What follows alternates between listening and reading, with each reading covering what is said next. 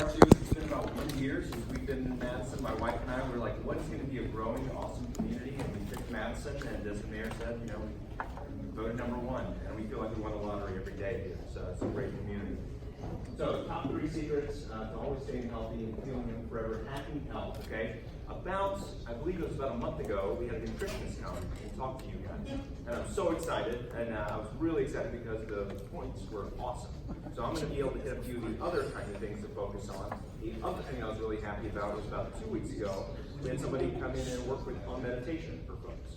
So this is another really, really positive thing that's, you know, a really good habit to get into that helps. So I'll touch on each of those as we move our way through. At any point in time, if you have questions, feel free to ask. Just the other Rotarians will groan because I might go on a little longer. So just watch out. All right, so this is our practice right here, right across from the Verizon building or the middle school, just so you guys know. Okay, so what is health? All right, so this is the biggest concept that I have a challenge getting across to most people, okay? Most people are generally, they're like, man, I'm sick about 5 days out of the week. I've got a headache, a backache, something doesn't feel right. But today I feel okay. And they're like, so I'm healthy today. And what I want to sell to you guys and get you to think about is that that's a neutral point. That's not health. True health is you being so adaptable, having such life, that when something happens, the flu goes through, whatever, you don't get sick. Your family doesn't get sick. When you have an injury, you bounce back like that. You bounce back really, really fast, okay? When your numbers, you know, for your blood work come back, right? They come back great because your body is working the way it needs to. It's adapting to all the stressors that it has in its life. As we age, our healing capacity will naturally diminish, right? But as long as you maximize your body's potential and the wellness and the salutogenesis, that's what we really want people to focus on. So that's the name of my practice, salutogenesis. So luckily this is an Italian community largely. Salute to health. Genesis, the starts of health. Everybody wants to focus on pathogenesis. That's this side of the spectrum. This is when things are already breaking. Things are already having problems, right? We're trying to put band-aids on things. We're trying to fix them. And we need that side. That side of medicine is essential, right? But I want you guys to think further along this line and think about where you and your family are on that continuum when you think about health. Okay, so what is like false health, right? False. Pain is a normal part of the aging process. Not true. Not true. And by the way, kids have pain a lot of times. Musculoskeletal pain, nerve issues, things like that. Okay? Not a normal process. Degeneration is a normal part of aging. I've got elderly who have beautiful spines on X-ray. Okay? They don't have degeneration, or there's degeneration only at one spot. Why is it only at that one spot? It's not a natural aging process. It's poor biomechanics. It's not being able to take care of your body, not being able to heal. Okay? It's all in my genes. I'm not in control of my health. I hear that a lot, you know, and the thing is that you can have a genetic propensity for something, okay, but that doesn't mean you're necessarily doomed. Only 1 to 2% of pathologies are truly, purely genetic. You didn't have a chance, right? All the rest, it's largely, you might have a propensity, but you just gotta stack the deck in your favor, okay? There aren't any clear answers on how to have health that I want. Now, this is a really big problem today because there is a lot of misinformation. I see this on the internet all the time. I see people selling different things all the time. And the sad part, too, is that even in the research, there are competing interests that are trying to publish different bits of research to prove their points, and they're not really taking in the full picture, especially in the US, where it's a little bit looser in terms of how systems are done. In some of the European countries, they do a little bit better job really focusing on overall health and looking at the data in more concise ways. Okay, great health is uncomfortable and too hard. That's what I also hear. It's like, man, I would, but I just can't do it. It's just too tough. And I'm gonna actually argue it's actually tougher to go the other way. If you just do a little, it's the ounce of prevention is worth a pound of cure, right? I'm gonna argue that it's not only easier, it's better in the long term. Just to invest a little bit doing things you love, and that way you can avoid those future pitfalls, okay? So true, this lady is actually, I think she's over 80, right? She was having a lot of medications. Yeah, look at that. She just started lifting weights, and she, it's because her sister passed away. I want a source check on that. So think of pain like a check engine light in your body. When something's wrong, it needs to be fixed. If you break a bone, right? Does anyone know how long it takes to heal up a bone if it breaks? 6 weeks. Exactly. That's bone, right? Muscle, tear a muscle, how long? Same thing, 6 weeks, okay? But if you had something that's not healing, it's been 6 months or more, what's going on? Your body can literally reform almost anything in that period of time. There's some barrier in the way, and that's my job. My job is to get barriers out of the way so that way your body uses its natural healing process and kicks whatever problem is in the way, okay? So there are people living active, pain-free lives for a very, very long time. Your health is directly related to your environment. Many diseases which you may be genetically more likely to get or only express themselves in an unhealthy environment. Science is in on good health, and there's a vast amount of control that you have. Getting healthy has never been better or easier. So, the way that I think about wellness and health, I try to break it down super simply, right? Because if I throw a whole bunch of research at everybody, eyes will glaze over. You know, and you guys will be like, don't ever come back, Dr. Grayson. Thank you very much. That was quite boring, right? Thoughts, traumas, and toxins. You can think about wellness in those 3 ways. It's going to really help you to move forward, okay? So let's first go through these things. Thoughts. This is the part that I love. We did that meditation piece. That's a huge component of thoughts, okay? Being present, being grateful, building great relationships. And this is something that I think, honestly, Rotary does inherently. 4-way rule, all these things they're so helpful at creating and generating this positivity and moving you in the right direction in terms of thoughts.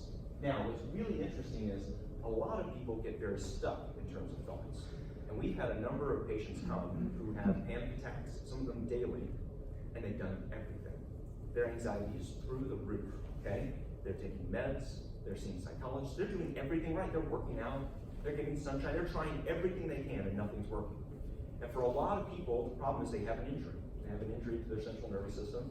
And so as soon as we adjust them, boom, they're able to lower back down. So I'm going to talk some more about that in a second, but let me go over a couple other key items to think about when you're thinking about thoughts and keeping those good thoughts, okay? Rotarians work really hard, but you guys need 8 hours of sleep a night. Whenever I say that, especially people with kids, they just laugh and laugh and laugh.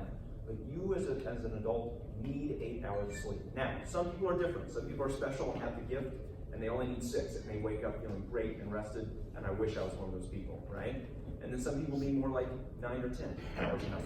You've got to respect that. That's your body's chance to let down, rest and digest, reset and re-heal, right? And it's not just your body, it's your mind. You need that break. It's totally essential. It's even known in the military that you have to actually have a thing called a rest plan when you're doing 24-hour operations for weeks and months on end. Because otherwise, people break down, people go crazy, and they start to have issues, right? You want people functioning at a key and optimum level, right? Next piece here is make sure that you have a really good diet, plenty of good sunshine, plenty of good vitamins. Vitamin D is deficient on about 90% of Americans right now. And if you get that raised, your chances of having problems with depression, anxiety, all these issues, they largely go away.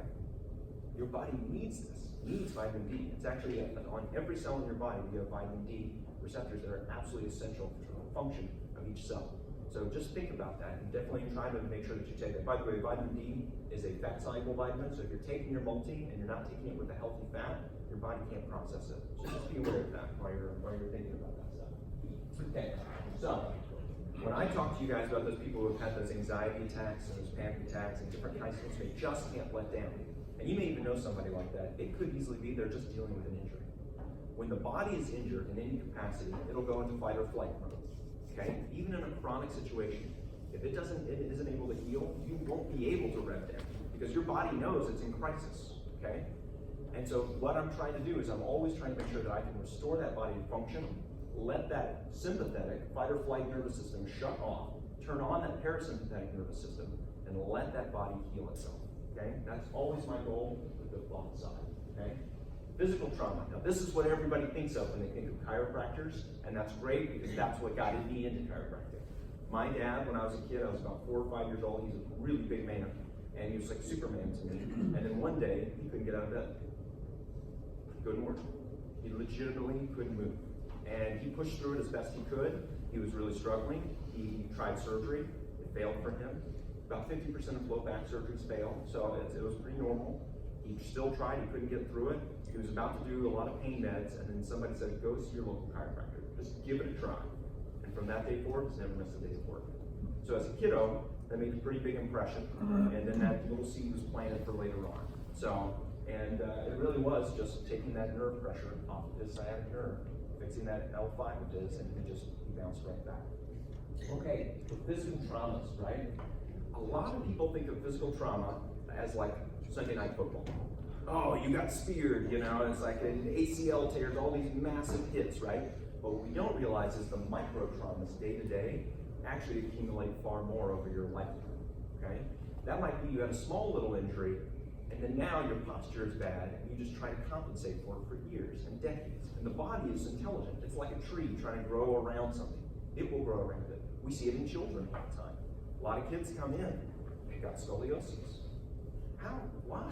It's a perfectly formed little child. There's no reason if the vertebrae are not formed incorrectly. The child has an injury and they're forming around it.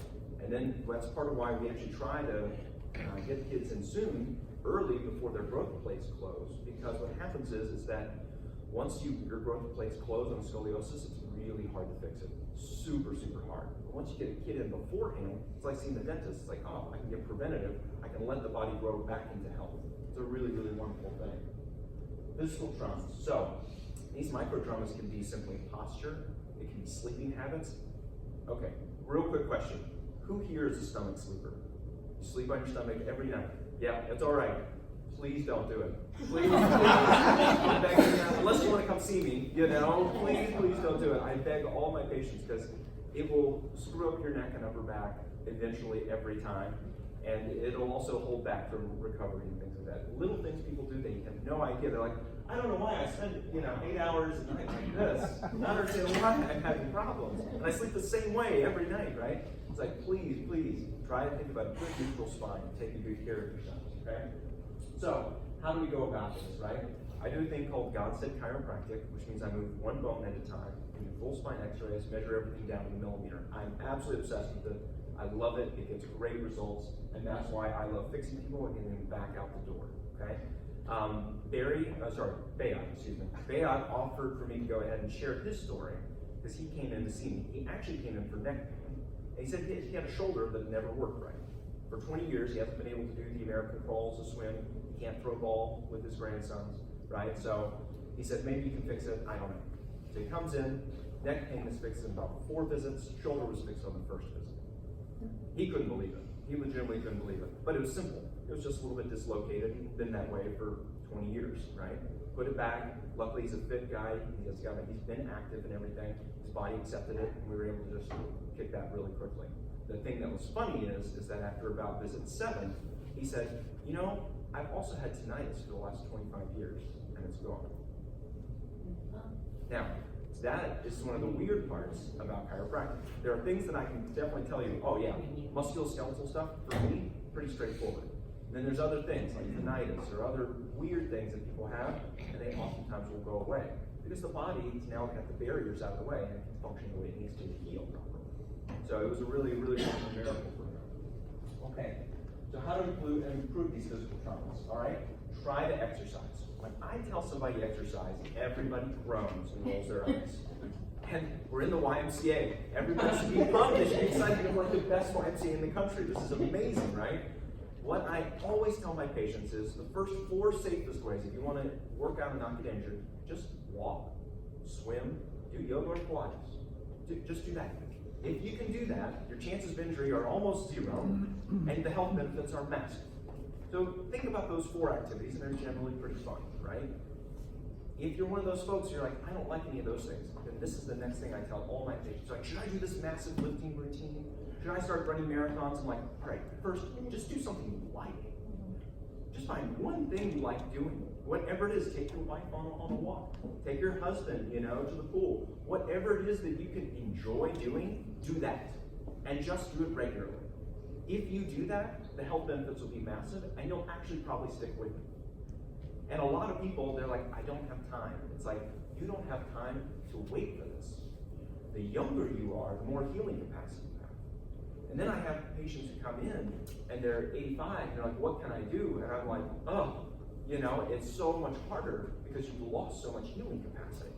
And some people still have a lot. You got many people 15 more years, you can live to 100, right? That's my goal for all my patients. It's my goal for myself, to live to 100 years old, feeling awesome, doing awesome things.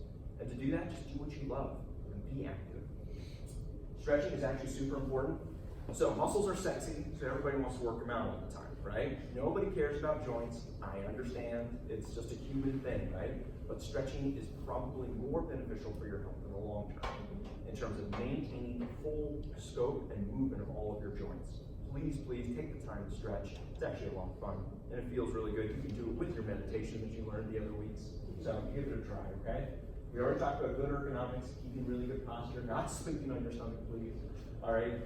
What I do in the office also, we break up a lot of scar tissue. People have old injuries and they just can't get past it because the body has laid down scar tissue to try to protect itself and reform, but it hasn't reformed it properly. It needs good, healthy motion in a joint to reform it properly. So I have to do that as a major component. And then we offer something else that's called pulse electromagnetic frequency. Okay, so all this is that basically our circulation gets worse the older and older that we get, right? So as a child, your circulation's amazing. They've now got technology that came out of Germany, and it's called a beamer system. Not a beamer like a BMW, I'm sorry guys. But it actually opens up those blood vessels again for the elderly, and it makes sure that your organs and everything else pumps like a child. Now, I can't let you get on it late at night, because I made that mistake. Because you'll stay up all night. You'll be wired. So the thing is really, really cool. So, let's go here. So this is just the same thing we already talked about. And they're like, so Dr. Grayson, you work on shoulders? You work on elbows, wrists, ankles? Yeah, I did like thousands of extra hours to learn how to do that because you need to think of your body as a whole system. It's really easy to only think of your thyroid or to only think of your elbow, but it's a kinematic chain. All the systems talk to each other. And this is what modern science shows. And every time you take, for example, a medication, you're always warned, hey, there are side effects because your body has to process this out in some way. It goes through your liver and it's detox. Every medication works that way. So now your body is going to have some kind of reactions, just how much and what kind, right? So just be aware of that. Think about that as you move forward. Okay, let's go over here. Okay, so I'm sorry this is a little bit dark. I tried to take a picture because people are like, yeah, Dr. Grayson, but I'm way worse than any other patient you've had. I always hear this. Everybody thinks they're the worst, and they're special, and they're unique. I've been to this physical therapist, I've been to this doctor. It's like, I'm typically the fourth doctor somebody's seen. You know, they're like, all right, we'll throw a Hail Mary pass. We'll try this Gone State chiropractor down the street, right? This lady on the left, no chiropractor would touch her, okay? She has a genetic disease called Ehlers-Danlos, which basically means that her connective tissues are very loose. She had a runaway scoliosis. She needed those rods. Those rods saved her life, okay? She's, by the way, 25. And you wouldn't know she has a problem just looking at her. Beautiful lady, right? But the problem was she struggled with low back pain, headaches, numbness and tingling in her hands, weakness in her hands. She had a lot of issues, daily headaches. It was a really, really tough case. Within 12 visits, I had her feeling amazing. And now she comes in once a month, gets checked up, and I got her moving great. But I could never do that without full spine x-rays. Full spine x-rays, I have to do it because there's so many injuries that we find. I will ask people, have you ever had any major accidents or injuries? You're like, oh no, doc, never. Any surgeries? Never. And then an x-ray comes back and there's hardware everywhere. There's broken things everywhere. I was like, what is this? Where's this all coming from? Like, oh, I did fall off of a horse and couldn't walk for a week back when I was 20. It's like, oh, well, thank you. That would have been nice to know. And it makes a massive difference for a lot of patients. If I'm off by just one bone, it's the difference between getting better and not getting better. And that's really what is so important. So this lady is doing great. This other lady on the right, you can see another really, really bad scoliosis. This lady is 78. She works on 5th Avenue as a seamstress, very high-end seamstress. And the problem was she couldn't sit anymore. Well, as a seamstress, that's a death sentence. You know, and she was literally living paycheck to paycheck. She was having a really, really tough time. So she came on in, and I looked at that spine, and I said, wow, you've waited a really long time on this. And she said, yes, I have, and I should have probably taken care of this many, many years ago. And by the way, if you see her, you would never know she has background scoliosis. Never, ever know. You would never have any idea. The interesting thing is she also comes in about once now every other month, 0 pain, no issues. Now it took me a little bit of time to get there. That was a really, really tough case. But trust me when I tell you that these were two really, really tough cases that other chiropractors have turned down, okay? Chances are whatever you or people you know are dealing with, it's probably easier. It's probably less. And the body is so amazing, it can come back from so much. Okay, so a little bit lighter, talking about toxins. Okay, this is where nutrition really comes in, okay? So, when your nutritionist came in, she talked to you guys about some really cool stuff, and I'll give you my quick take, okay? Think of the body as it can use two major fuel systems to work. You've got glucose, sugar, and you got ketones, fats, okay? One's high octane fuel, this is sugar, right? The other's a diesel engine that's just gonna run forever, okay? The human body, up until about 200 years ago, couldn't get sugar. Sugar was a seasonal thing. It was something you got in honey and berries and occasional fruits, depending on the latitudes you lived in, right? You could not use your hands on sugar, right? So most of the time, people ate vegetables and meats. That's largely what we ate, and we never had any of these chronic health issues, okay? Nowadays, if you look at the diet, even for children, it is sugar in the morning, sugar for snacks, sugar for lunch, sugar for dinner, and sugar for just before bed, right? The human body is not designed for this high octane fuel. You will burn it out if you do that. Type 2 diabetes is now rampant in schools.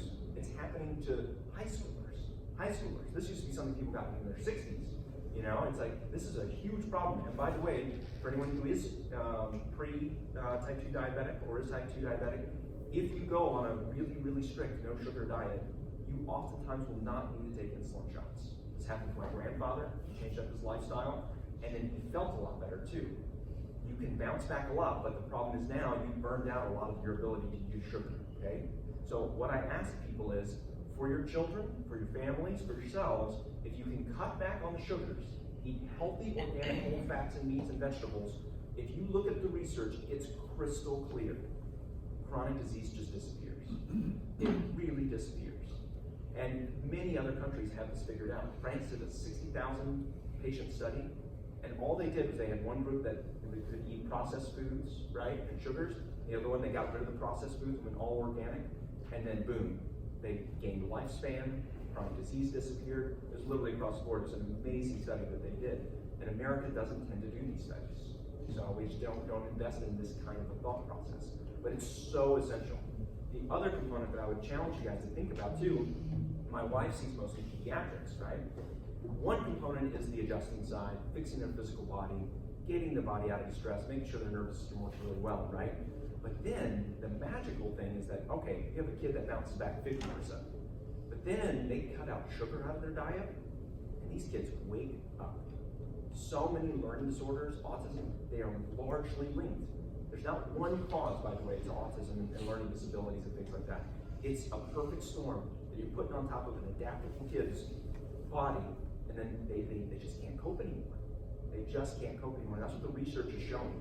Everybody as humans, we want to look at one thing and say, this is what the problem was. And actually what it was a whole lot of lifestyle issues all put on top of each other, and then the body couldn't cope anymore. And you had a massive event, or the body's not able to process properly. But it's a beautiful thing seeing a kid not make eye contact, not have conversations, and then all of a sudden, boom, they're making eye contact, talking to people, connecting. It's a really, really huge thing. Okay. Sorry there. By the way, this EWG in the upper right-hand corner is really, really cool, because if you go there, it will actually tell you how healthy certain objects are, right? And a lot of things that we have in our stores, they'd be illegal in Canada, Japan, and Europe. Absolutely legal. No carcinogens, no issues. So just think about that. I'll go super fast. Microbiome, super important. Make sure you have a really diverse microbiome, so you're eating really good fermented foods. Boom. Okay, does anyone know who this guy is really quickly? Jack LaLanne. He's my health hero.